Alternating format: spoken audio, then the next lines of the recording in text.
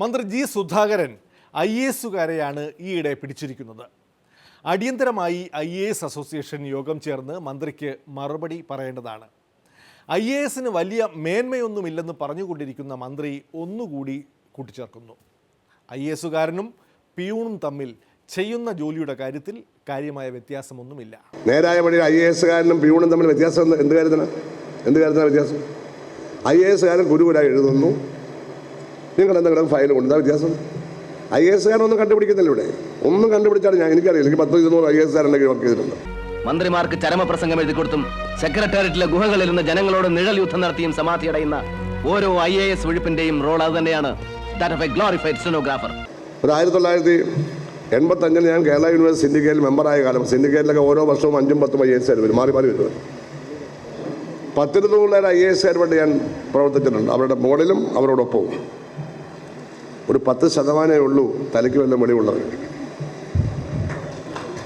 ബാക്കിയെല്ലാം ചുമ്മാതാ. ഞാനതിനെ കുറ്റപ്പെടുത്തല്ല. രാഷ്ട്രീയ പ്രവർത്തകർ അങ്ങനെയല്ലേ, എല്ലാവരും മൂല്യമുള്ളവരാണോ? അത് എല്ലാ രംഗത്തും IAS മാത്രം പറയാമോ? എല്ലാവരെയും പറയണം. അതുകൂടാതെ അവരെ പറഞ്ഞതേ ഉള്ളൂ.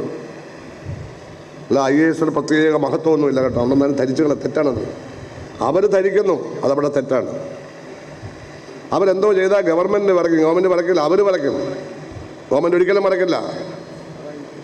IAS-കാരെ കണ്ടുകൊണ്ടൊന്നും അല്ല ഗവൺമെൻറ് രൂപീകരിച്ചത്. IAS-കാർ ഉണ്ടാവുന്നുണ്ട്, ഗവൺമെൻറ് ഉണ്ടായിരുന്നു ഇവിടെ. ഇന്ത്യ എന്ന മഹാരാജ്യത്തിന്റെ സോൾ, ആത്മാവ്.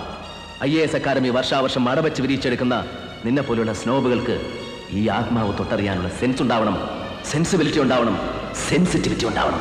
ഇനി നല്ല IAS-കാരില്ലേ എന്ന് ചോദിച്ചാൽ ഉണ്ട്. തൻ്റെ വകുപ്പായ പൊതുമരാമത്ത് വകുപ്പിലെ 2 പേർ. എനിക്ക് നല്ല 2 IAS ഓഫീസേഴ്സ് ഉണ്ട്. ഏറ്റവും മികച്ചവരാണ്. അവരെ പറ്റി എത്ര പറഞ്ഞാലും മതിയാവില്ല. PWയുടെ അഴിമതിയുടെ വകുപ്പ്, നിങ്ങളുടെ വകുപ്പ് പോലെ അഴിമതിയുടെ വകുപ്പ് നടണം എന്നെ ഏൽപ്പിച്ചതാണ് ആൾ പ്രസംഗിക്കുന്നത്. അഴിമതിയുടെ വകുപ്പൊന്നുമല്ല, അഴിമതിക്കാർ കുറച്ച് പേരുണ്ടെന്നുള്ളതേ ഉള്ളൂ. വകുപ്പൊന്നും അഴിമതിയുടെ ഒന്നുമല്ല. അപ്പോൾ അതിൻ്റെ additional chief secretary Subrato Biswas ബംഗാളുകാരനാണ്. അഴിമതി എന്ന് പറഞ്ഞാൽ ഒരു ഇഞ്ച് അങ്ങനെ സമ്മതിക്കില്ല. അദ്ദേഹത്തിൻ്റെ ഫയൽ ഞാൻ കണ്ടടച്ച കോപ്പിടും. എനിക്കൊന്നും നോക്കേണ്ടതായിട്ടില്ല. സാധാരണ പല IAS-കാരെ 5 തവണ ഞാൻ വായിക്കും. കാരണം അത് ചതിക്കുഴി ഉണ്ടാവും, എവിടെയാണ് വീഴുന്ന അറിയത്തില്ല. 5 തവണ ഞാൻ വായിക്കും, കണ്ണടച്ചാൻ ഒപ്പിടും. ഒരു പ്രശ്നമില്ല, ആർക്കും എന്നെ തടുക്കാനാവില്ല. പൊതുമരാമത്ത് വകുപ്പിന് പുറമെ രജിസ്ട്രേഷൻ വകുപ്പും കൈകാര്യം ചെയ്യുന്ന കാര്യം മന്ത്രി ഇടയ്ക്കിടെ മാത്രമേ ഓർക്കാറുള്ളൂ. ധനകാര്യ വകുപ്പിൻ്റെ കീഴിലാണ് ഫലത്തിൽ രജിസ്ട്രേഷൻ പറഞ്ഞ് എനിക്ക് വന്നിട്ടുണ്ട്. ടാക്സ് സെക്രട്ടറി അവിടെ നിന്നാണ് വരുന്നത്. പണമല്ല അവിടെയാണ്. പണമല്ല അവിടെ, ഇടിയല്ല എനിക്കും. അതാണ് ഇപ്പോൾ നടക്കുന്നത്. മനസ്സിലായില്ലേ? പണമെല്ലാം ധനകാര്യ വകുപ്പിൽ, ഇടിയല്ല എനിക്ക്. ഞാൻ മനസ്സാവാല കർമ്മണം അറിയുന്ന കാര്യമല്ല. അവിടുന്ന് വരുന്ന സാധനം ഇതല്ല.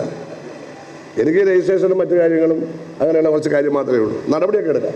ഇതോടെ ഇന്നത്തെ വക്രദൃഷ്ടി സമാപിക്കുന്നു. വീണ്ടും നാളെ ഇതേ സമയം. നന്ദി, നമസ്കാരം.